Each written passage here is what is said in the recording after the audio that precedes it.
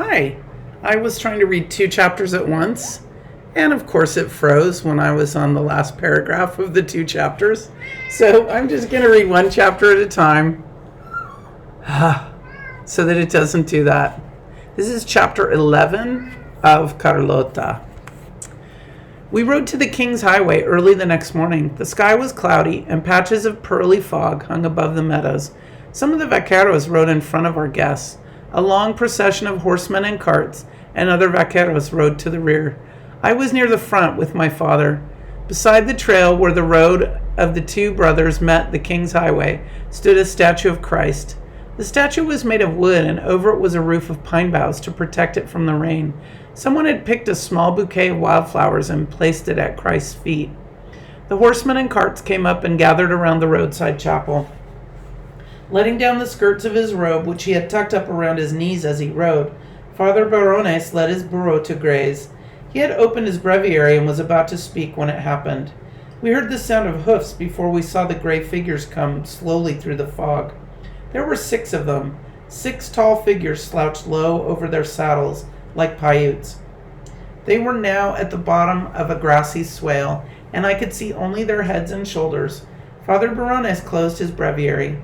Indians on a raid would not ride in the open, my father said. They look like Paiutes, a vaquero said. They wear no feathers, someone said. That you cannot tell from here, my father said. Also, I have seen Paiutes without feathers. The last time they came, a vaquero said, they wore no feathers. That was in the year of 44, when they set the roof afire with lighted arrows. The vaqueros went to their horses and took the muskets from the sheaths and stood beside the chapel. Everyone was silent. The great figures came out of the fog, riding slowly, with a clatter of harness and gear. They were now less than 100 varas away. They were not Indians, but 6 young gringos. Our procession had taken up all of the ground where the 2 roads met. A heavy growth of chaparral on the far side of the road made it impossible for the gringos to ride around us. They came to a halt.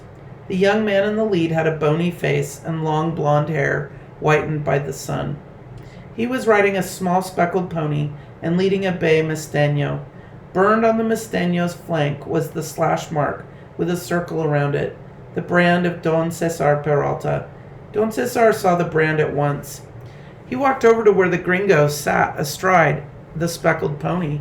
There are 6 of you, Don Cesar said, and you have 12 horses. The one you ride and the one you lead carry my brand. How many of the others, how many horses have you stolen? The young man took his time answering. None, he said. His lips were cracked by the sun, and he seemed to have trouble speaking. We bought 'em all, every one. Where? Don Cesar said. Down the road. The gringo spoke good Spanish. The other gringos had come up now and sat lounging in their saddles. They looked like the first one, the one who was speaking. At first glance, they might have been brothers. They all had bony faces and streaked hair and blue eyes that were red-rimmed. Don Cesar said, At Rancho El Nido? Name don't matter, or name don't sound familiar, senor. Down the road it was, paid 100 pesos for the lot. The horses carry the Peralta brand, Don Cesar said. If you bought them, you bought stolen horses. Anyhow, senor, we bought them, stolen or not. Don Cesar didn't believe the gringo, nor did any of us. It was the way the gringos acted that made me doubt what they were saying.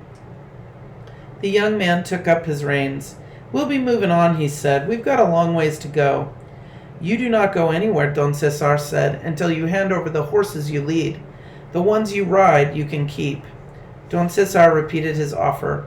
None of the horses was worth much, and we had hundreds of them, though many were wild. But what he said to the gringos seemed fair to me. Juan Palomares said, We wish to get on the trail. I have much to do when I reach home. Give him the horses. Matthias Yorba echoed his words. As he spoke, the gringo put a spur to his horse, and the horse jumped. Sixto was circling around, and I had trouble handling him. The big horse reared, and I brought him down and made way for the gringo. As he passed by, the gringo reached out and slapped Sixto in the flank. Pardon, the gringo said to me. Pardon, muchacho. So he's calling her a boy, right? I don't know whether it was that he had given the gelding a slap that made me angry or that he took me for a boy. My grandmother said afterward when we got back to the ranch that she didn't blame him for calling me a boy, since with my hair braided up under my sombrero, I looked like one. I glanced at my father. He looked as angry as I was. With a quick motion of his hand, he gave me a signal. I grasped the riata coiled beneath my leg.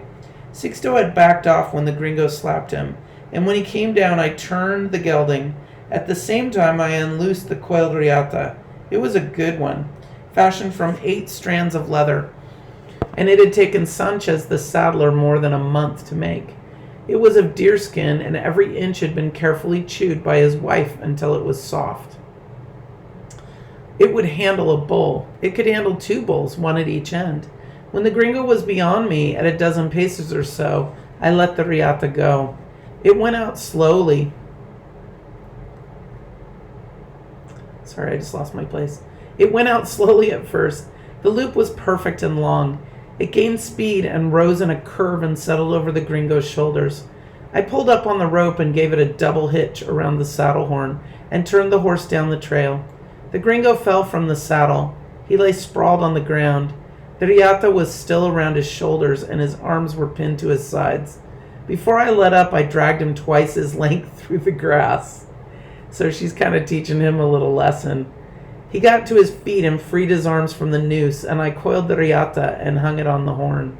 The other gringos began to laugh. They laughed while he got back on his pony, but he put his hand on the rifle he carried alongside the saddle. I think that for a moment he thought of using it on me. His eyes ran over the vaqueros who were sitting with muskets across their laps. Then he cursed under his breath and headed his pony down the trail, and the others followed. They let loose with the stolen horses they were leading. They went to the brow of the hill. There the first gringo stopped while his friends went on. He lifted his rifle and fired it towards us. He was firing at the statue of Christ, not at us. He hit the statue and it fell to the ground. Everyone was silent. Our vaqueros took up their muskets and waited for my father to speak. He turned and gave me a prideful glance for what I had done. "Vámonos," he said.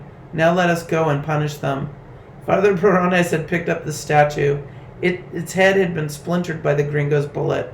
He stood in the way of the vaqueros, holding the broken statue in his arm. "Let them go," he said.